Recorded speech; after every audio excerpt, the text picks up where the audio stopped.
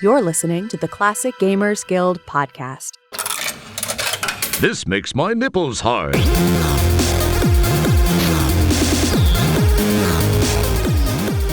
Welcome to the Classic Gamers Guild podcast, and today Paul and I are taking a look at real estate because adventure games love a good house. Yeesh. Right? Yeah, man.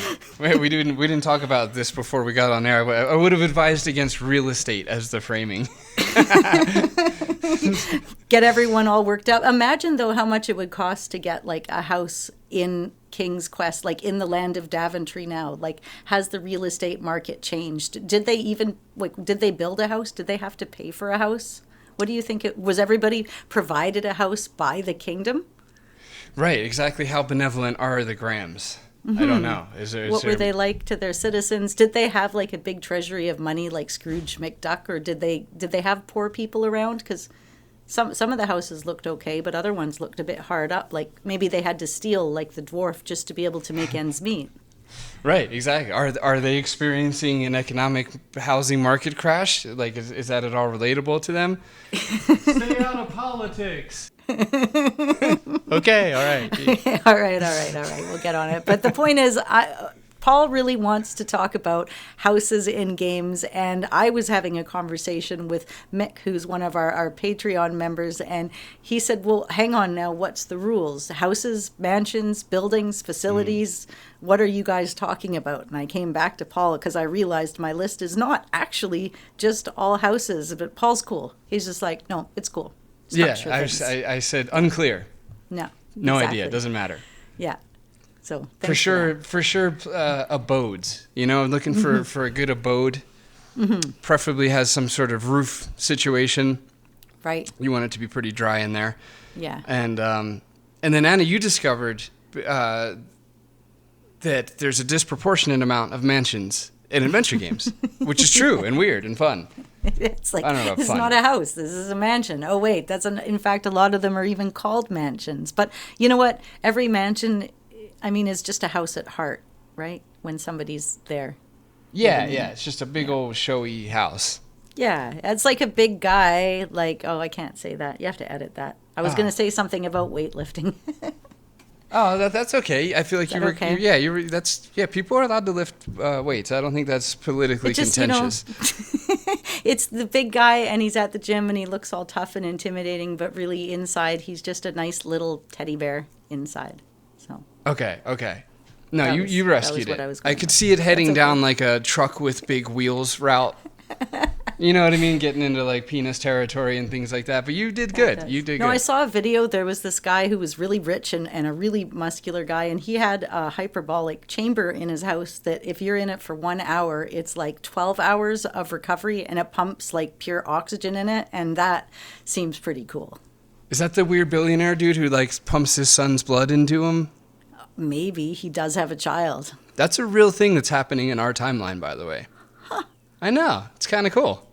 I like a good batshit crazy eccentric billionaire story. No, that is pretty wild. So I went, anyways, we've gone ahead and we've done a top 10 list, and I'm going from 10 to 1, and we're going to compare at the end. We might even have an ultimate winner of the best house. And in the meantime, I've done what I can to break whatever rules of yours I can, Paul, even though there isn't very many. All right. Well, I respect the irreverence, and you know that.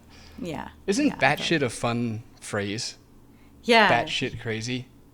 You know, Carol Channing did on Just Kidding Around with the Kids, Twinkle, Twinkle, Little Bat, How I Wonder What You're At. That was a part of the song, and that wasn't phonetically correct at all. No, but it is a bit batshit crazy, too, and it's such a lovely version of it. It fits. It really does. So number 10 on my list. Oh, yeah, this is the top 10 we decided. Okay, yep, this is. I have one more preemptive little context to give. So it turns out, y'all, that there's a ton of houses in adventure games. There's so many houses that it overwhelmed Anna and I to a degree, and we decided to frame it as a top 10 just so that we have some sort of structure Because y'all know Anna and I are a little bit on the chaotic side, so we need some sort of structure here to get through an episode, or else we would just be yelling houses at you for 45 minutes to 2 hours. So I don't know. I guess I'm saying that because I don't think either Anna or my heart is truly in this top 10 as far as like the order and like the real, like I'm not super like vehement about my top 10 itself. We just needed a vehicle to carry this topic with, and so that's why top 10. Mm-hmm. Exactly. And the number 10 I decided just before this episode because it turned out I only had 9 because counting is hard, guys. I've said that before, but it really, truly is. And with my number 10, I'm going to mildly break the rules and call right these off the bat. the Stardew Valley house. Ah, gross. Okay.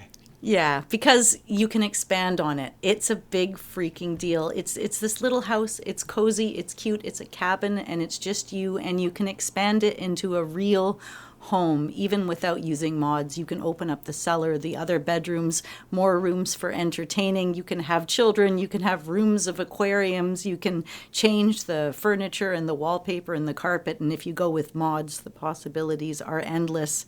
It's just a beautiful home. Nice wood floor, nice and cozy. A really comforting way to build the house you wish you could have in pixel form. The pixel doesn't rescue it. It's like that's like your poison apple. You're trying to allure me into Stardew using pixels. It's the tiles. I can't. It's the tiles. I can't do. I don't like the tiles. Mm-hmm. It's too repetitive. Is it top down Stardew Valley? Yeah, it's kind of like top down from the front. So what about the house do you like? Is it like, that you can, this is more like less exploring and more that you can build it and create it how you want? Yeah, that you can build it and make it your own and make it, you can put your TV in, you can put stuff up on the walls, you can get catalogs to change things, you can build additions to it, have your stable attached to it for your horsey. Oh, all right, I like that. Yeah. Yeah. The horse poison apple does work on me. Like, for your horsey, I mean. That's adorable. No, that's a good choice too because this list needs some customizable representation because that is a fun aspect of like making it your own, which is something you can't really do in an adventure game. So fair enough. Not so much. Is that an aspect that anybody would be interested? I wonder to have an adventure game, but for whatever reason you can pick up furniture and put it down in other places for no other reason than for aesthetics. Right. I like the idea of that a lot. So do I, now that I've said it. I'm just like, actually, I kind of do want to pick up the chair. And maybe when you're holding it, you can't carry another big furniture item, as in there is finally your maximum on inventory. Like regular inventory is unlimited, but furniture moving inventory is limited. You pick it up, you place it somewhere. That's now where it is. And then you can either do that again or carry on playing the game. Right.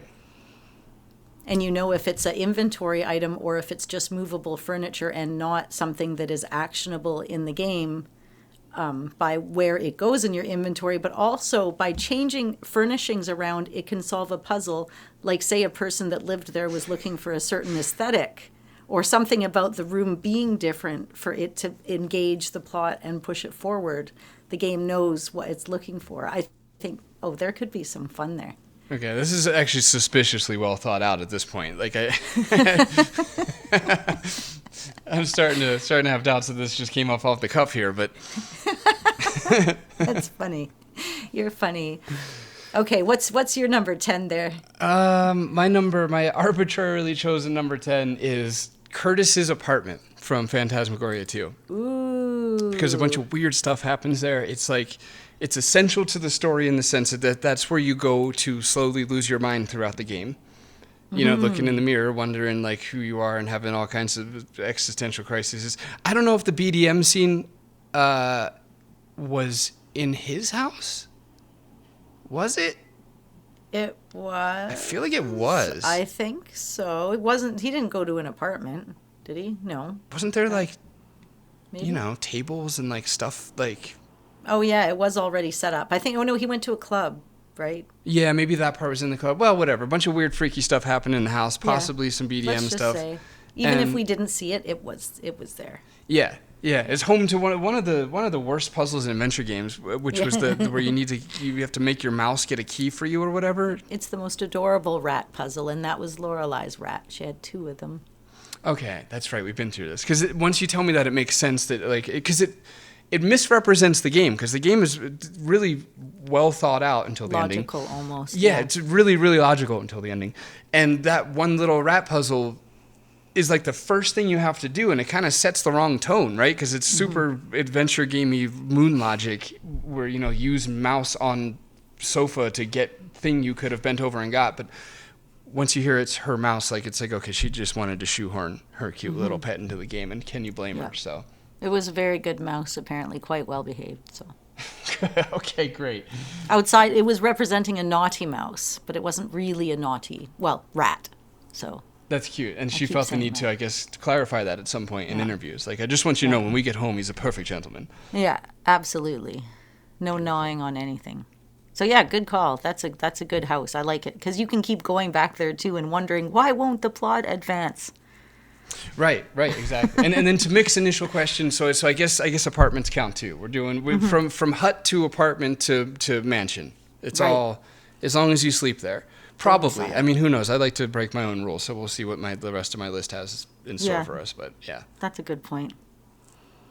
Okay, well, my number 9 on the list is the Candy House or the Gingerbread House, depending on who you're talking to from King's Quest 1. And depending on the version you have, the house is a little bit different too, but you can see it's very sweet. And on the outside it looks sweet, but then on the inside there's like a random jail in the back because that's a thing people have. And like this massive fireplace that is just ultra sexy. It takes up half the room. It's got this sort of brickwork style color going behind it and obviously keeps it quite warm. Like the in-wall cabinet, it doesn't stick out. It's right in the wall. It's brightly colored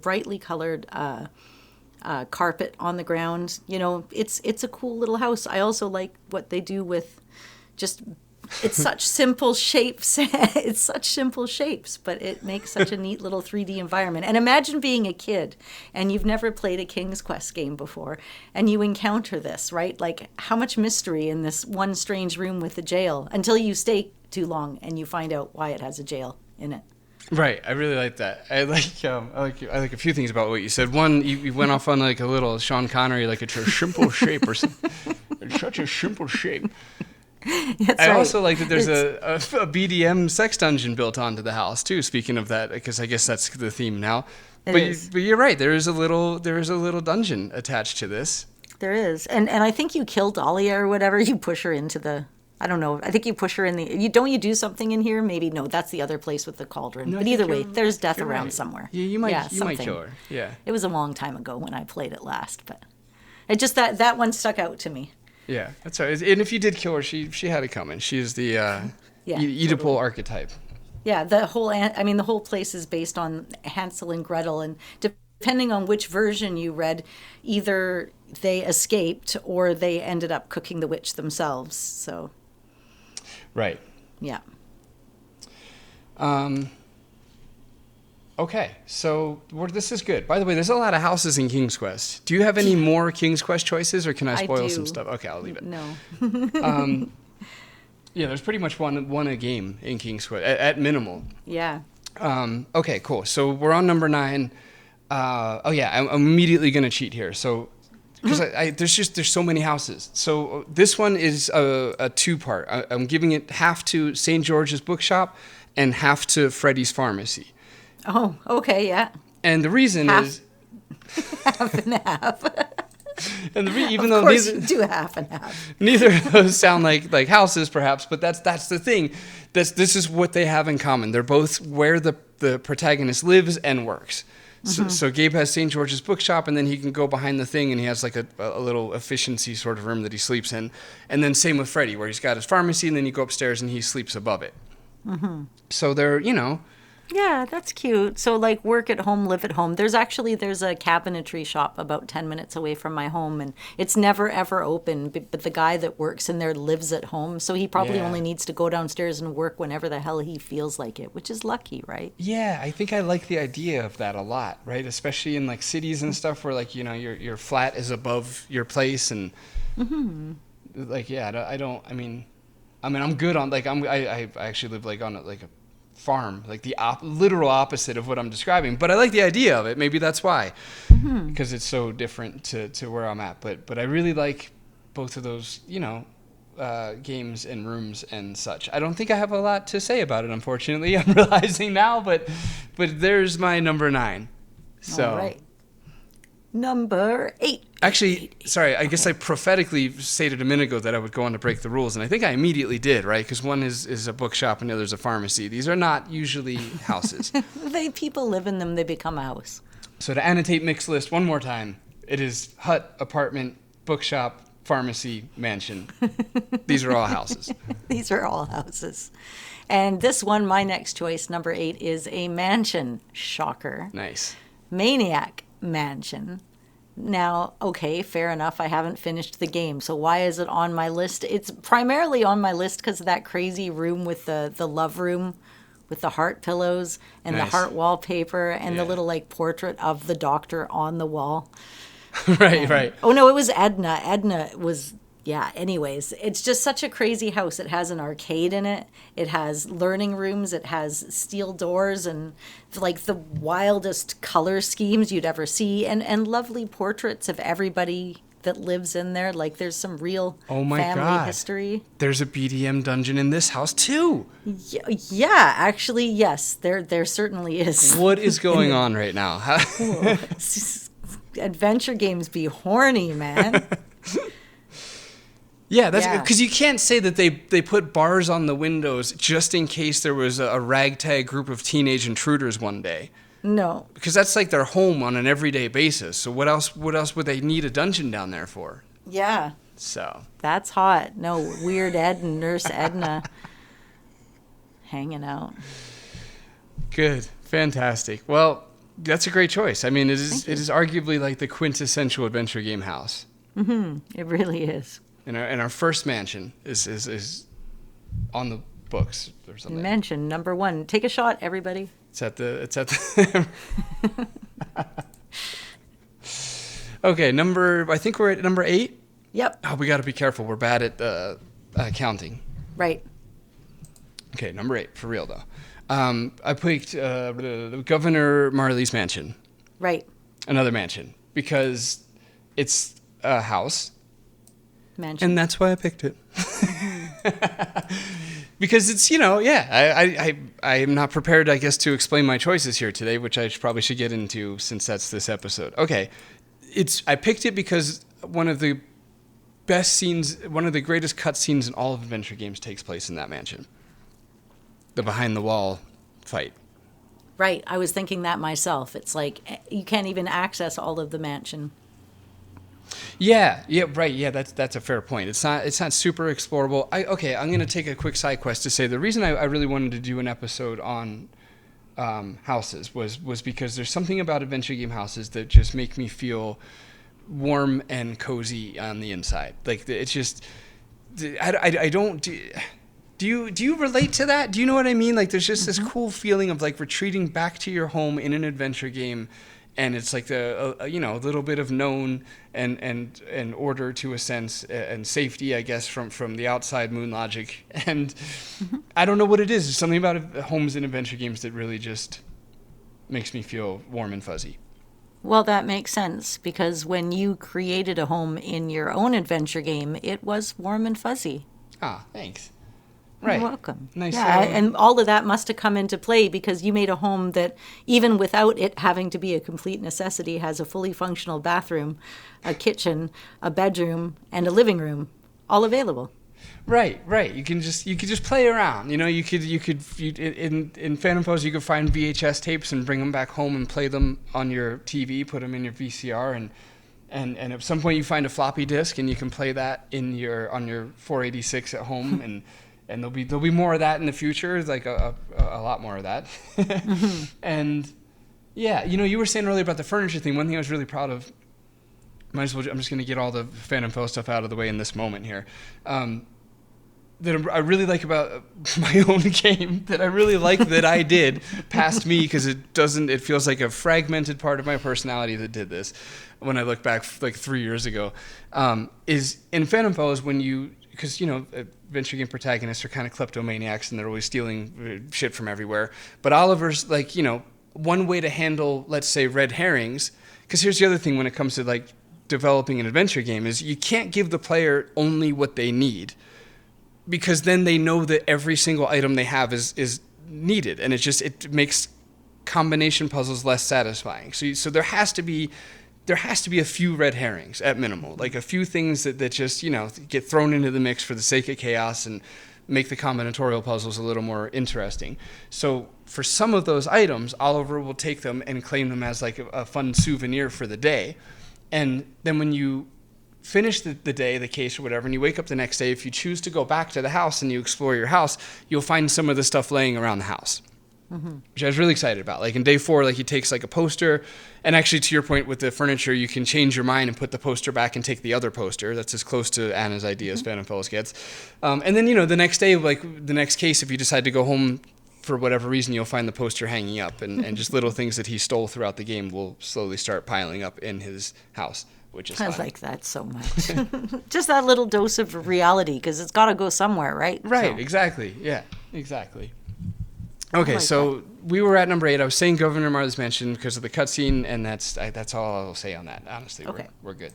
Yeah. all right. Well then, number 7, I would be remiss if I didn't include Stoff's Mansion from Seventh Guest, Right. considering I played through it relatively recently.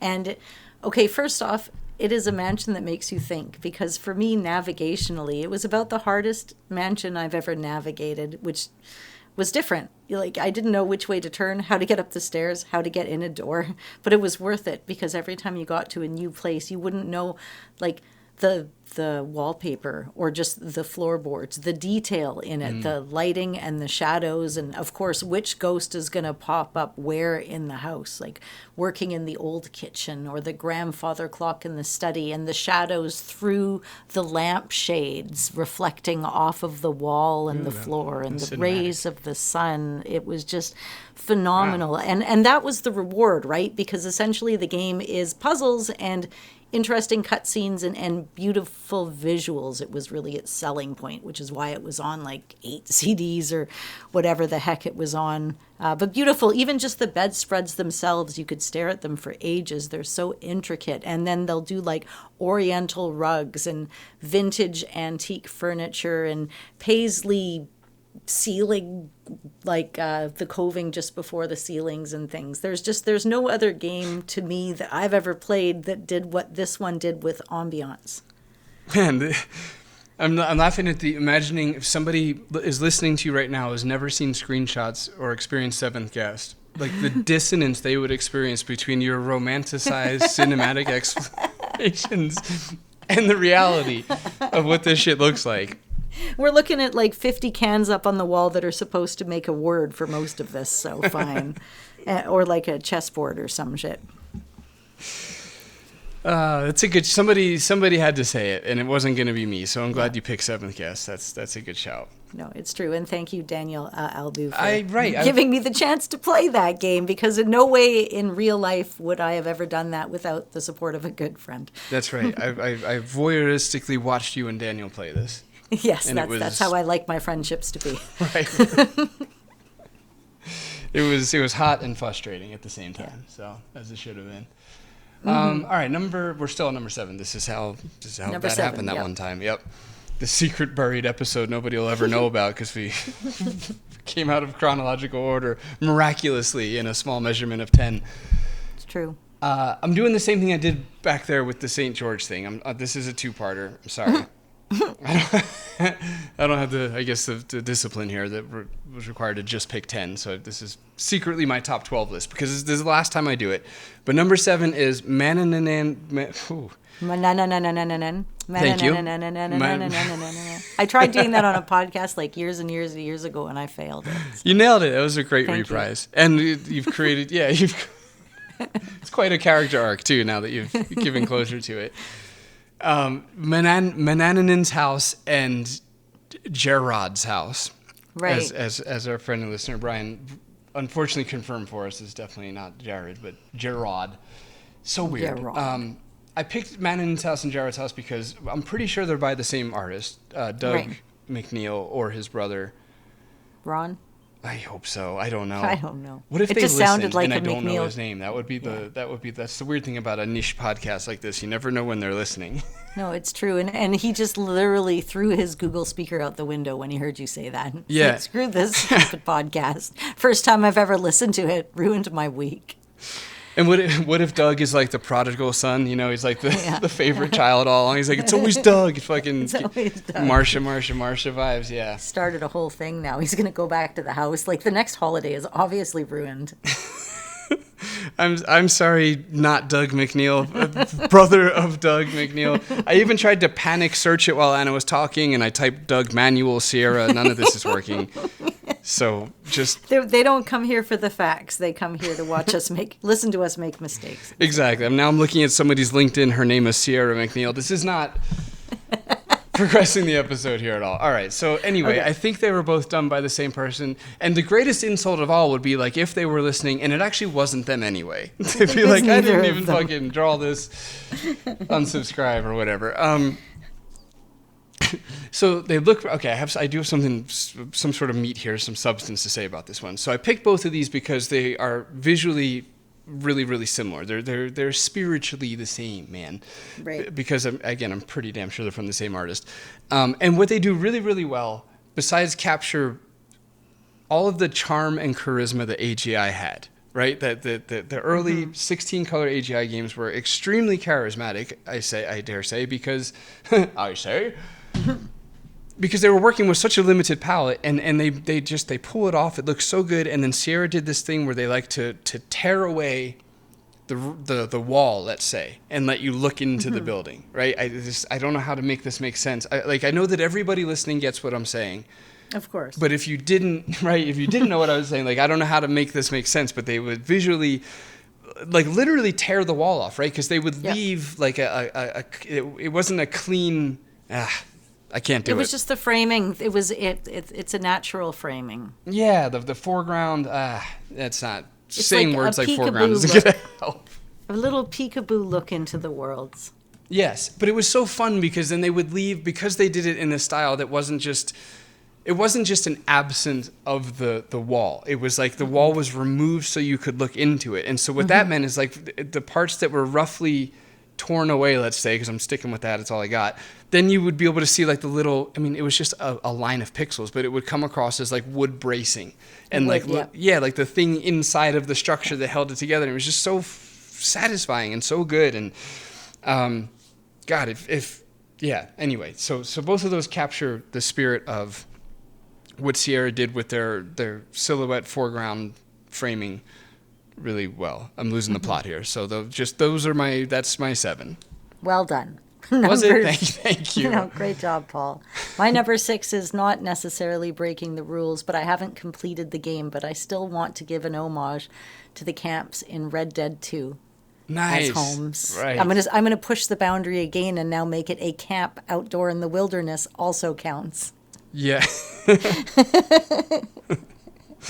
I mean, because Arthur's tent isn't really anything to write home about per se. It's like This is cot. great. Mixed list keeps getting longer. Now we can add just the great outdoors to whatever counts as a house. That's right. That's right. But the cool thing is, much like in Stardew Valley, and clearly I'm a fan of things being able to be upgraded, there's little things you can do to help the camp along the way. You can bring money into it, and they're alive. Things are happening. There's parties that happen and conversations that happen and things that move forward, and then the camp changes because you move to different camps. So home is where you lay your head in a game like this. It's not always the same place, but it's the same people and different environments, and I just think they did a really good job at capturing the spirit of home in a game.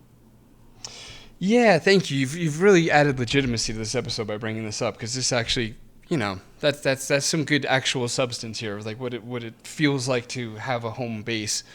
I took a swing at this like 2 or 3 ago, and yours was so much better. Because like, and Red Dead's a good example too, because God, I'm trying to think of the name. I think I think it's Beaver Hollow. So like if you this isn't spoilers for the game or anything like that, but if you Beaver Hollow, like everybody's completely miserable there, and it just it's the energy of the camp totally different. Yeah, exactly. Everyone's deflated and defeated, and like it's visually, positionally, the way atmospherically is what I'm trying to say. It's all up to par with all the other camps, but it's like the emotion and the vibe that's there. Yeah. Makes me look back at that one specific place and be like, ew, I don't like that place. And it's like, wow. Yeah. It's actually just because, of where the story was at in that moment, which is kind of cool to think about. It is. And the weather. The weather would change. The camp vibe would change. What people were doing would change. And I mean, the game is so cool. You can actually see the footsteps in the mud. And it's the newest game I've ever played anyways. It's pretty fancy. Remarkable. Yeah, it's unbelievably good. Do you have a favorite? My favorite would probably be Shady Belle. I really like it. Well, I'm only in chapter 2 still. Oh, okay, fair enough. Yeah, I've spent 60, almost 70 hours now in chapter 2, and everybody's told me to move along. I only have one quest, and it's just sitting there waiting. It's like a JS or whatever. And once I do it, I'll move on to the next chapter. I'm just really trying to squeeze every bit out of every day. Hey, that's fair, man. Yeah, because I've played it several times because of that. Because I didn't take my time at any point. It's so good. Every time I finish, I'm like, I'm gonna play that again in the next 3 years. Yeah, it's amazing. So anyways, yes, that is my number 6. What would your number 6 God, okay, hold on, sorry. Real quick Red Dead story, though. So please do. Because I just had this talk with Strum in the car like a week ago. So I for longer listeners would know that I had a surgery last year. I had a real sketchy moment. Well, I guess I do need to say all that because of the Strum fact. So it was like a life-threatening condition and a quick emergency surgery that saved my self. And I had a bunch of staples and such in my abdomen and had to just sit real tight for a couple of months there. And so I played Red Dead 2 again. And my son Strummer was playing in and out, watching me play it because frankly I wouldn't let him play it because I wasn't going to give him the controller so he could shoot somebody and fuck up my honor. I worked really hard on that honor. You know how many times I pet the horse, R3 or whatever, just petting the shit out of that. Yeah. Pet that horse. If you lead it around, you can bond with your new horse really quick. It just seems like it takes forever. Oh, I didn't know. No, I didn't know that. And I did learn the second playthrough that saying hi to civilians in town is a way better way to get honor than anything else. Yeah, and I love saying hi to everybody. Howdy, how's it going? Right, yep, you hear them nice kind of bullshit a little bit. Well, It's so funny. It's so real. So okay, wait, is this too spoilery? This is completely spoilery. I shouldn't even say the story. Don't say it. Okay. Yeah, because I don't want to ruin this for. But now people know they can say hi to people. Okay, I'm gonna bury it in crypticness. I really want to say crypticity, but I know that's not a word, but it really should be. It's just so extra. That would be like the studying of cryptics. Right. Well, then we got cryptology. Anyway, look. Yeah, that's cryptology. There's a museum, a cryptology museum somewhere in the States that's supposed to be quite cool. Yeah, I can't even bury it cryptically. Sorry, because then if you really think about it, it'll... Okay, whatever. We'll just move on. One day, Anna and I are going to do an episode on that when she gets past chapter 2, and... there'll be spoilers everywhere and such. We'll get to it, maybe. Number 6. Yes. My number 6. Right. What was your number 6? Oh, it was Red Dead. That's what we're talking about. Okay, fantastic. I love when I say stuff like that out loud. Didn't need to sell myself out like that. Okay, so my number 6 is the Haunted Mansion in King's Quest IV. Nice. Okay, now I'm remembering too. This episode was requested. Unfortunately, I don't remember by who or by whom, but we did an episode a long time ago that me and you started mistaking for an episode on houses. Yeah, it was the best stuff, but we wrote houses in on it as the picture, so it seems like it was a houses episode, but it was actually the best stuff in adventure games. Got you. Right. And we ended up spending quite a long time, I believe, in that episode on the Haunted Mansion in King's Quest IV, and it prompted somebody... I don't know if it was Sarah Kelly or Joshua Cleveland. Maybe I feel like it was one of those two. Was like, I would like a whole episode on houses. That would be a great idea. So anyway, like 3 years later, that's what this is. Yeah. Right. The Haunted Mansion King's Quest IV is that's what a good adventure game house should be. It should be explorable. Which, by the way, this belongs at the beginning of the episode. But the one thing This is yet another answer to Mick's question. Actually, this is the definitive answer to Mick's question. It needs to be somewhere that you can explore. Mm-hmm. Okay, that doesn't answer his question because it's like on top of a house, and his question is more, what is a house? Whatever. Like, we're trying to do houses that were explorable, and the Haunted Mansion in King's Quest IV, you could go into all the rooms, and there's even secret hidden rooms, and it's spooky. Mm-hmm. I think it was legit spooky. I thought all of King's Quest IV was legit spooky because I didn't expect it to suddenly turn into nighttime and into a horror game when it did. But yeah, it's a good spooky house. There's an attic. You get to go in the attic. You get to go in the walls if you pull like the. Is it a bust like in a Batman show where how do you access the secret room? There's a latch. Roberta's picture's looking at the latch. That's right. Yes. So it's got a latch. Yep. It's got scary stairs, a giant organ. What more could you ask? Yeah, very creaky. You could die. Yes. Yeah, it's got dead children in it. Yep. So. Mm-hmm. More than one. Right, several dead children. Yes. Plural, my bad, yeah. Yeah, dead children. All right. Enough about dead kids. What's number 5? Blackwell Unbound. And nice choice. The reason, now we haven't talked about this series yet. I had also talked with Sarah Kelly about this years ago, and we've been meaning to get together and chat about it, and I haven't finished the last one yet. But the reason that I love this is how much in the apartment that they were able to get into one screen. There's the entrance to the TV area and the kitchen, the whole living room. There's like this little peekaboo window into the kitchen. There's the outside deck where she can stand and smoke. And then there's the whole apartment building across the way. There's the night sky, the fire ladders, the stars, all the buildings in the city way off in the distance, the paintings, couch, pillow, the clutter, all in one freaking little screen. Like one screen, you can see all of these things. And then the back of the TV and the little radio in the kitchen, because it's setting a time period. You're kind of looking at your 90s time period. And just even Rosa, the way that she uses the apartment is so realistic. The painting on the wall and just the standing outside and smoking and looking out over the city. And you can kind of feel that, the wind, the city air. There's just so much talent in the setup for this. And I like her apartment in all of the games and how it's represented. It's just Unbound in particular just has this complex simplicity that's always attracted me to it. See, this is why I should have gotten pictures for each of mine.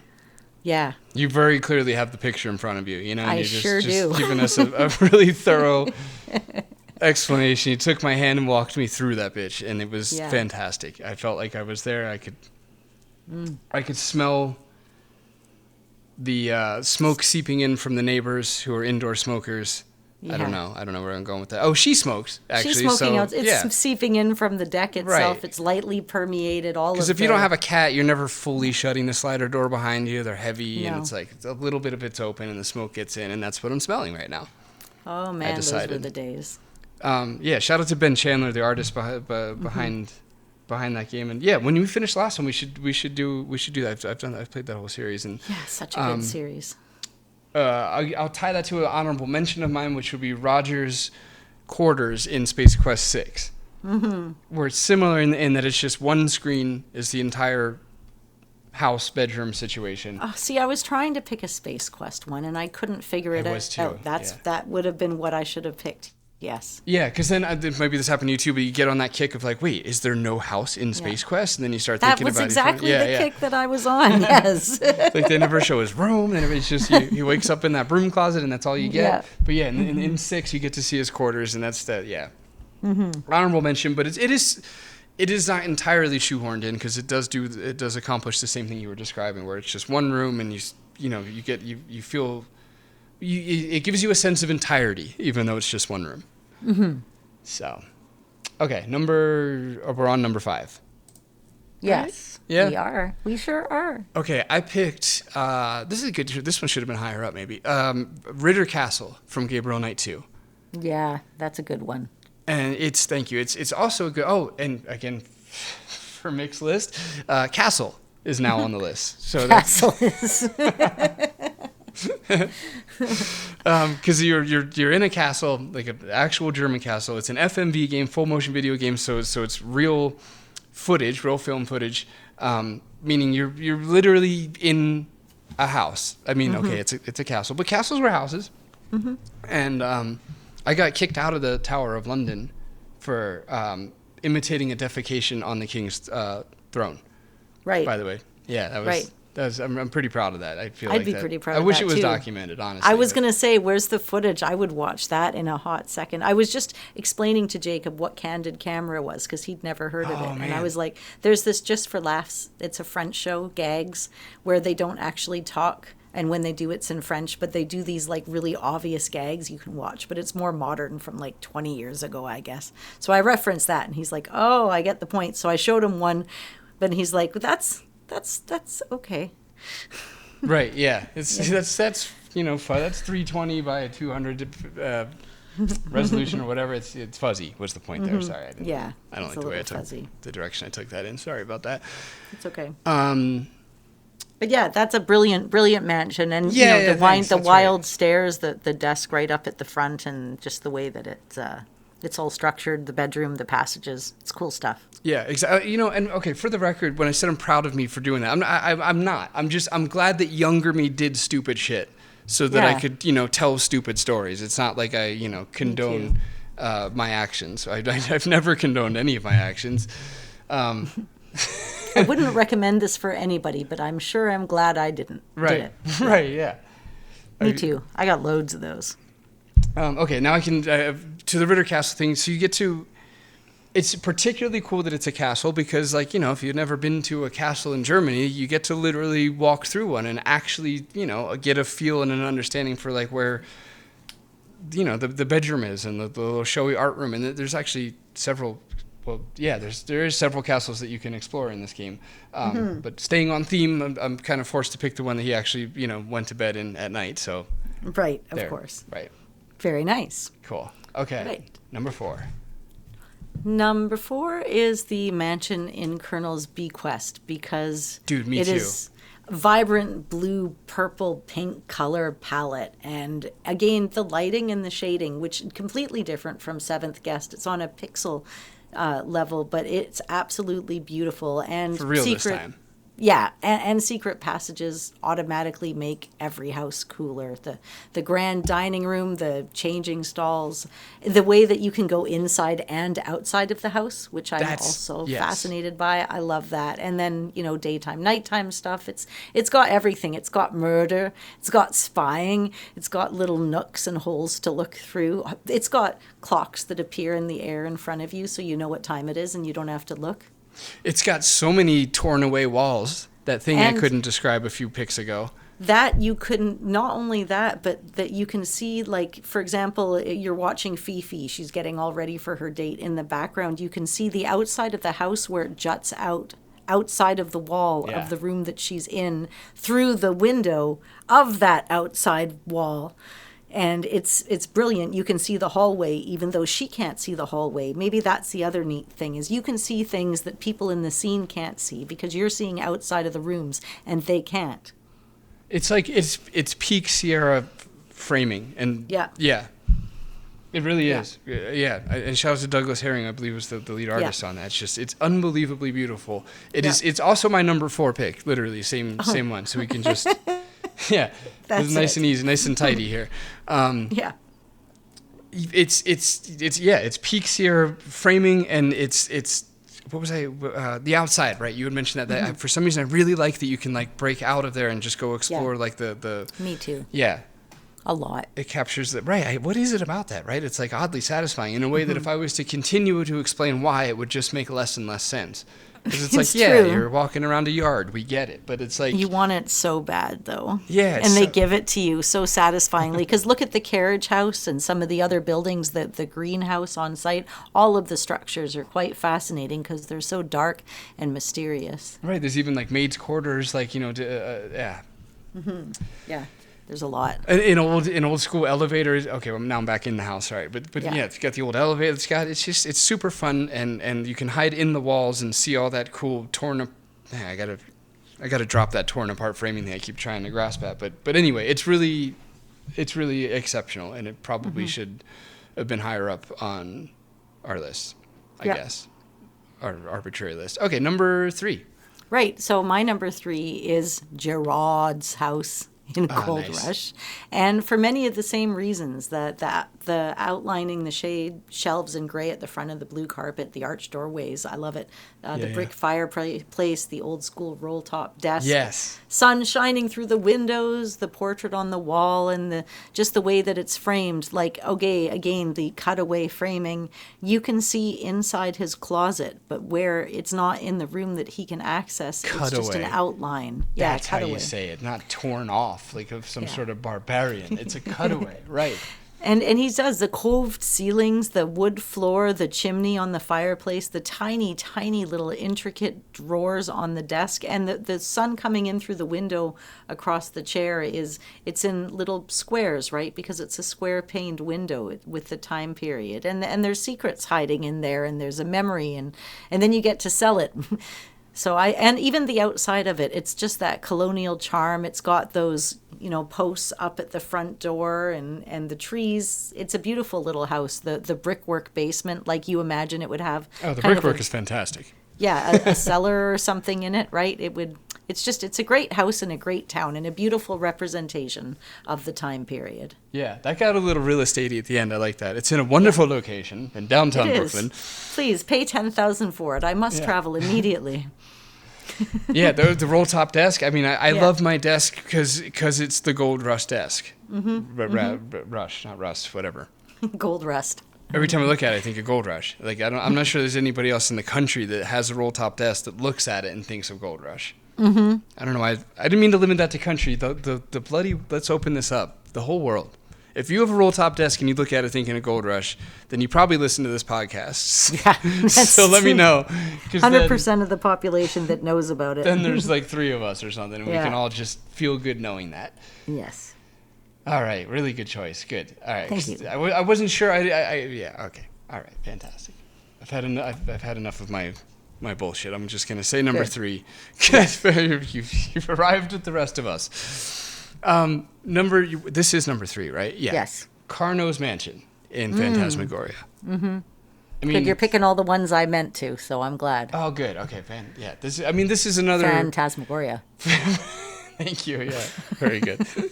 This is another FMV one, just like Ritter's Castle. So you're walking literally through this mansion, in all of its standard definition resolution. It's the second time this episode I've gone to name the resolution of a VHS thing. I just did it back there with the Jacob Candid Cam thing. That's weird. It's a weird thing to come up twice. Anyway.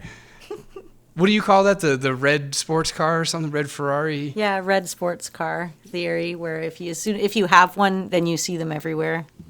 Right, like once the one happens, the next one Yeah. happens. Okay, yeah. Yeah, and then they're everywhere. Or if you rent a car, whatever car you rented is the kind of car you'll see all over the city afterwards, even though you never even noticed they existed. Here's something I don't know anything of. We've talked to so many people who worked on this game, and I don't remember us ever really talking much about the house itself.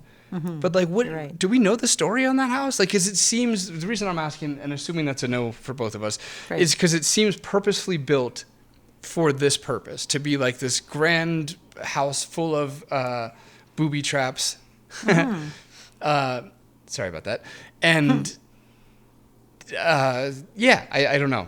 Boobies are distracting. Right, yeah. It's such a silly word, a booby trap. Like, it's crazy that that's not slang. That's like It is a type of bird, after all. And then you have George Carlin talking about tits. It sounds like a snack. You could have a Nabisco tits. Would you like one?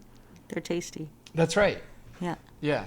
I can't remember. There's a bit in that in Day 5 of Phantom Post with Gertrude. I don't remember if I went the boob route or the tit route. Probably both. Yeah, one of them. Yeah, or something. Anyway, this is a great, big, giant Victorian-era mansion that you have all access to. And again, that plays into the strengths of adventure games where you have this sense of, well, adventure, but, agency and exploration. And you get to go where you want to go and explore what you want to explore. And, as we're finding out, mansions and developers always knew this, play into the hands of adventure games perfectly because it really encapsulates this ability to have an endless amount of little rooms, which is all potential and inventory item potential, et cetera, et cetera. So this is just a really fun murdery mansion to walk around that has things like what do you call that? Like it's super English and not an observatory, but Conservatory. yeah, that's the one. Just change one of those letters around, and yeah, all right, that'll do. Right. Yeah, Yeah, number it two. definitely Oh, works. sorry. I mean, it's the whole house is meant to be like a scary magician's trap, right? Thank you. Right, exactly. Almost like one of those like weird, not weird, but one of those puzzle boxes. Yeah, but in a the sense, house is the whole puzzle house. box. Yeah. Yeah, there we like go. the seventh guest would be really like that, or the 11th hour. Right, that's much Yeah. closer. Yeah, that's Such fair. an FMV thing. So my number 2 has already been spoken for, so I might as well not say it at all. Okay. It's the Haunted Mansion in King's Quest IV. And why did I choose it outside of the feeling of it in the ambiance? It's how much it bloody changes when it turns into nighttime from in the daytime. Because you go in the daytime, you're like, what? It's a mansion. Who cares? A bunch of shit in here. But then at nighttime, all of a sudden, it's filled with ghosts and the mirror becomes ominous and you jump when you see your reflection and the clock is ticking and everything's just going down. Everything about it becomes super scary. The death scares, like I said, with you, and the fact that it has a piano and there's secrets to be had, and you can go up into the attic, and hell, you can dig up the whole property around it, and the aesthetics, because it depends on which version you have. In some of the original versions, the night sky was much more darker and dithered, and then in the one that you'd play on GOG, it's not quite as complicated. It's got about half the color. It's almost like it's covered over, so you have to actually find one of the older versions of it to be able to see it in all of its glory. Yes, I'll nerd on that real quick. So you're talking Please. about the AGI version and then the SCI version, and then there's a third version because between the two SCI versions, there's an 8-disc version and a 9-disc version, and there's essentially 3 different variations of many different rooms, from what Anna's describing, the mansion to the skull, and a lot of that had to do with one, the AGI and SCI differential is self-explanatory to a degree, to our listeners, right? The SCI is just simply an upgrade, but then the 8 and 9 disc version, they were trying to compress assets so that it could ship on less discs and save a significant amount of money. And so they did things like overlays, which they would take one room art and overlay it with a really dark blue transparent layer that would make it appear like nighttime. But then what Anna's saying is you should seek the original 9-disc version because the art is actually better, because instead of relying on, an overlay is kind of like a lazy corner cut sort of way around it. And the alternative to that is like a hand-drawn, like an artist sat down and said, now make this in a nighttime version. And so you get this, it's designed with purpose as opposed to just darkened blue. I'm glad we're almost done here. Yeah, this is a lot. Right. No, you did good. You did good.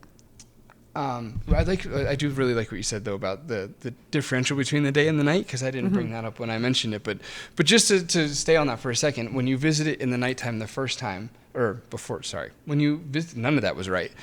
When you go in there during the day before it turns to night, it just has this abandoned mansion vibe. Yeah. And there's something about it being abandoned that like hints towards creepy, because it's like this abandoned mansion in the woods, and you go in there and it's like realistically creepy, or just like, oh, okay, it's just like it feels a little weird because I don't maybe there's like a unhinged squatter that's going to jump out and attack me, like as could really happen in real life sort of fears. And then it shifts to nighttime and it just goes full haunted house, like Disney haunted mansion, and leans into it completely in that degree too, which is, it's just 2 different types of thrilling. One, the daytime version more psychologically, and the nighttime version more campy. Yeah, I agree. I like that description. That's good. Sweet. Okay, good. My number 2 is in a sense it should be number 1 because it's what I think of when I think of houses and adventure games before anything else. My number 1, why my number 1 is number 1 will also be self-explanatory, but it's Willie Beamish's house. I didn't even think of that. I should have put that in mine. I really, the all was the payoff right there. Just your, the it's so warmth. perfect. And The stairs, the checking the answering machine when you get in, Right. like the little home details, mom working in the kitchen, and just the backyard with the swing set, the bedrooms, the bathroom, the layout of everything. It's the home you grew up in. It's kind of like it's your house when you Yes. were a kid. That's a great way to put it too. Right. It really encapsulates. For anybody who hasn't played Willy Beamish, you could picture the homes in the sitcoms that we all grew up on. Totally. It really captures that vibe of just, TV in the dining room, like, yeah, come on. yeah. Every town USA or Canada at the time.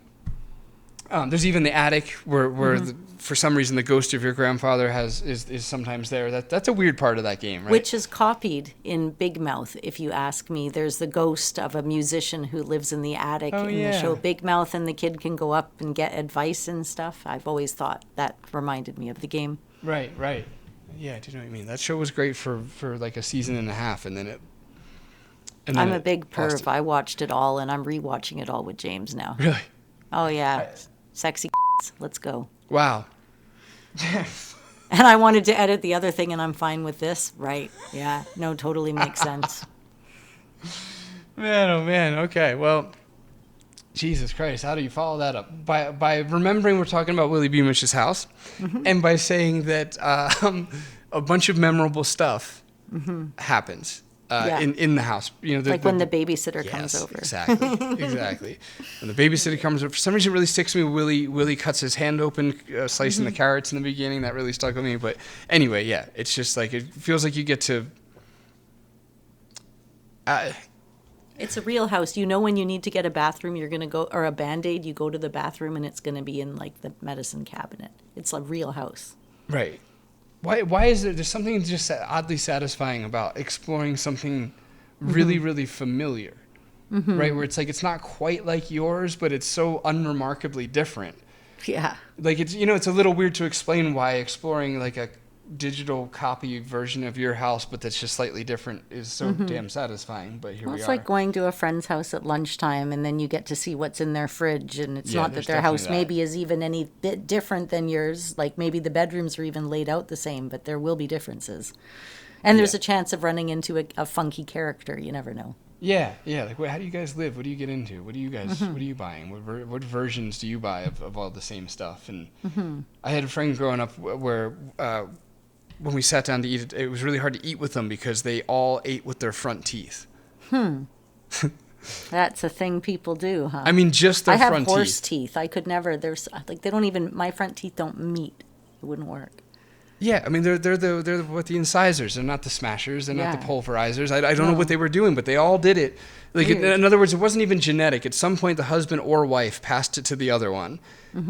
On purpose. Because they weren't related, right? They just conditioned them into doing it, and then of course their kids did it. And it's just, man, it's a lot of sounds, to like eat with just your front teeth.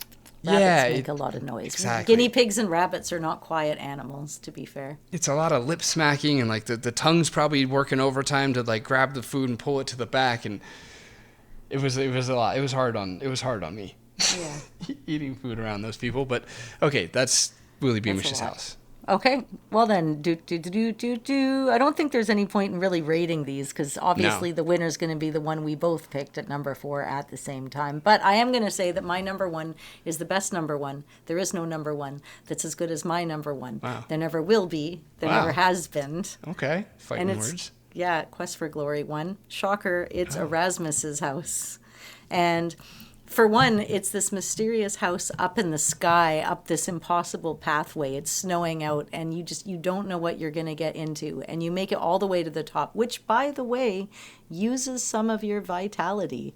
And it's this absolute wonder in pink and purple. And you can't tell me if you've played this game that you haven't seen houses colored like this in real life and been like, holy shit, is that Erasmus's house? At least me, I live on an island. Things get a bit funky. There's a few houses like that. I've probably even taken pictures of them. But anyways, if you don't answer the questions right to get in the house, complicated questions like, what is your name? No, really, the gargoyle sitting on top of the house will send you back down and you have to climb back up. And technically, if you can have your stamina low enough when that sort of thing happens, I think you can die by climbing up to the house because Wow. you've run out of energy and Gas out. Nice.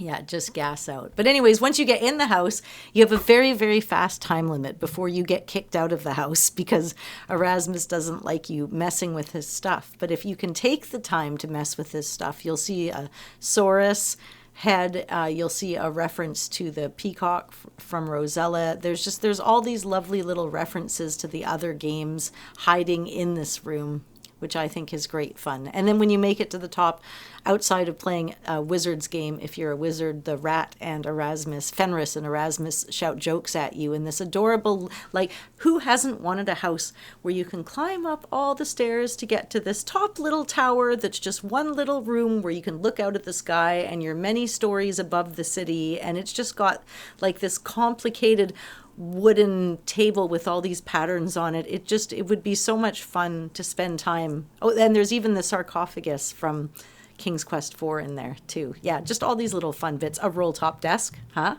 Ah, nice. Okay, you've reeled me back in. Okay. And randomly a little helicopter, like airplane with a little propeller on the front, one of the old school ones. You lost me again. Well, it's funny because of the time period, right? Why would there be a flying machine in this potentially ancient alternative universe? It makes absolutely no sense.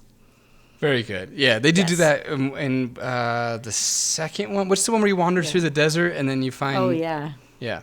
Yeah. See, I didn't even have to remember what you found. I knew I could just say that and... Yeah. You guys... You get it. You know. Yeah, you all know. You know. I don't know, but you guys know. They know. They definitely know. All right, what is your number one, sir?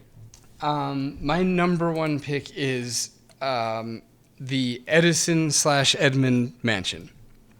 Right. And it's because, you see, here we go. Because it's got a lineage. It's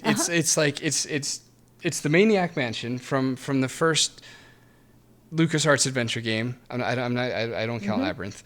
Because I don't know what that was, and it's hard to emulate and whatever. It's got Maniac Mansion. There's a bunch of iterations of that game, like the different versions, and then the AGS remake and things like that. And then when you get to Day of the Tentacle, it's the same mansion, it's the same place, and now you get to explore the Maniac Mansion as a colonial place where our forefathers were. You get to explore it as a roadside motel, and you get to explore it as a futuristic whatever it was in the future. Mm-hmm. So that's cool. And then in Thimbleweed Park, it's I was wondering when that was going to come up. I'm like, are you serious? You know when? You made at it through number the one. whole Yeah, exactly. And then in Thimbleweed Park, they're playing, they're having fun with the fact that they didn't own the legal rights to their own stuff. And so instead of calling it the Edison Mansion, they have to call it the Edmund Mansion. And it's not really the mansion, but it totally is, but it's not really.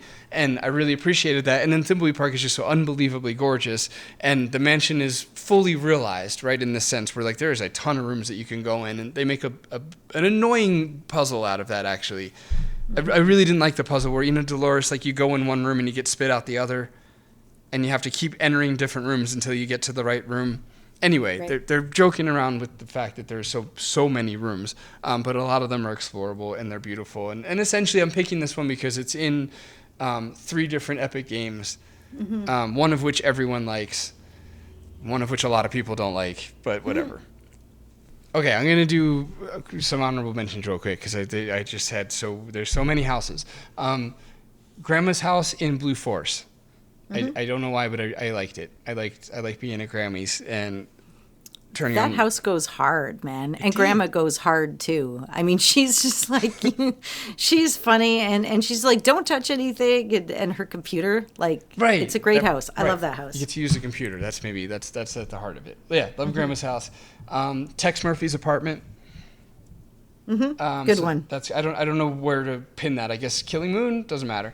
I had Stauf Mansion in here in case somebody didn't say it. The Black Mirror Manor. Yep. From Black Mirror, which I've never played. I have no idea what the Black Mirror Manor is, but I know that game's important to a lot of you, so I feel like it just needed to be said. Good point. Ooh, Darkseed, the house in Darkseed 1 and 2, Mike's house in both of them, or his grandma's house, actually. That's some good housing right there. Especially in the second one, because his bathroom is gigantic and pink. And Alani and I were playing it together, and I'm just like, that is the biggest, pinkest bathroom I've ever seen. What game is that? Oh, right. I shouldn't know that. Darkseed. Okay. Yeah. All based on H.R. Giger's art and all that. Right. Mm-hmm. I don't know how to say this. Giel Vanderval's apartment in Techno Babylon.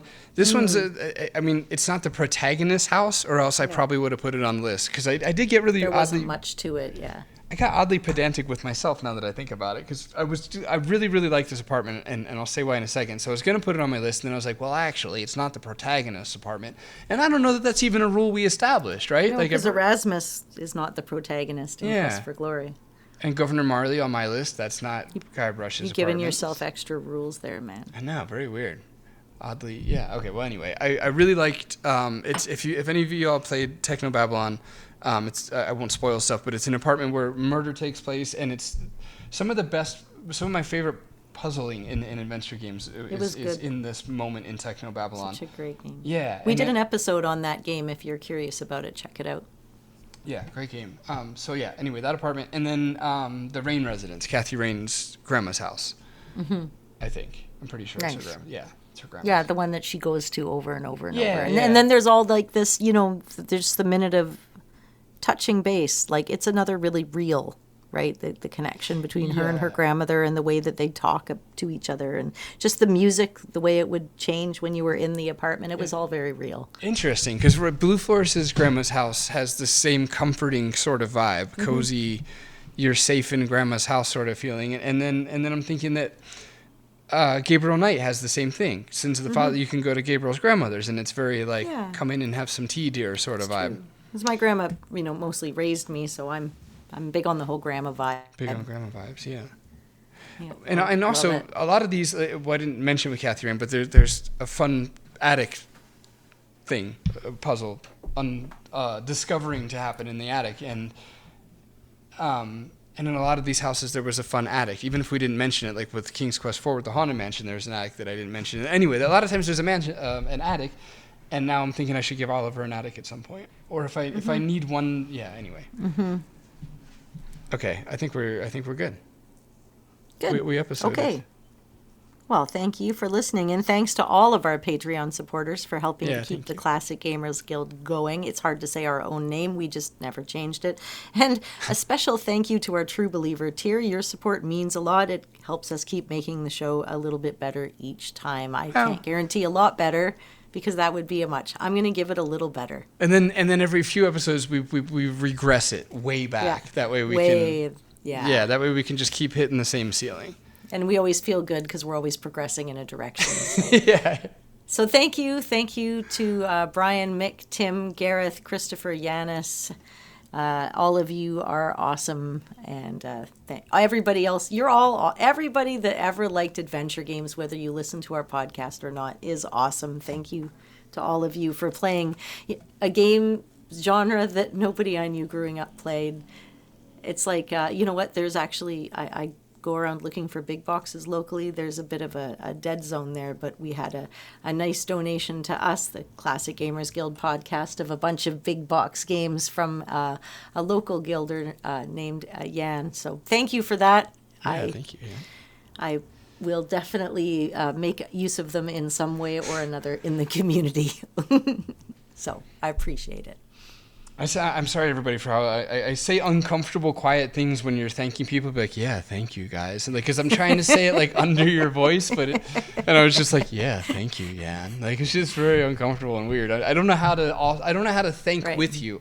No, here. You can find us on Facebook. We're a page and we're a group, the Classic Gamers Guild. Send us an email at don'tdoamurder.com, and I'm guaranteeing you that in the next 6 months, someone will definitely check it. I thought you were going to say do a murder. That's funny. Yes, you could have. I prefer you. Every time we turn around, one of you guys is fucking... If we don't say don't do a murder and a murder happens, is it now our fault? Are we culpable because we forgot to remind everybody? I think that's a risk we're going to have to take. Yeah, it's a real Schrodinger's cat situation. I don't know. We're also on Twitter. You can find us at Classic Gamers Guild, CGG podcast, and the Phantom Fellows. You know what? Just throw it into Google. It'll all figure it out for you. We're out there for sure. Keep listening, and I appreciate you all. Nice. That was so like this evening at 6 kind of sign off. Keep listening, and I appreciate you all. That's fantastic. Okay, don't do a murder.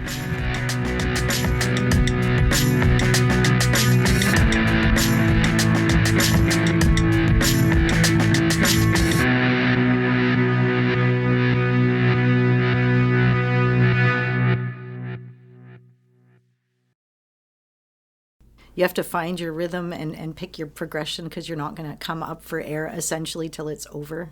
Right. Those are the two.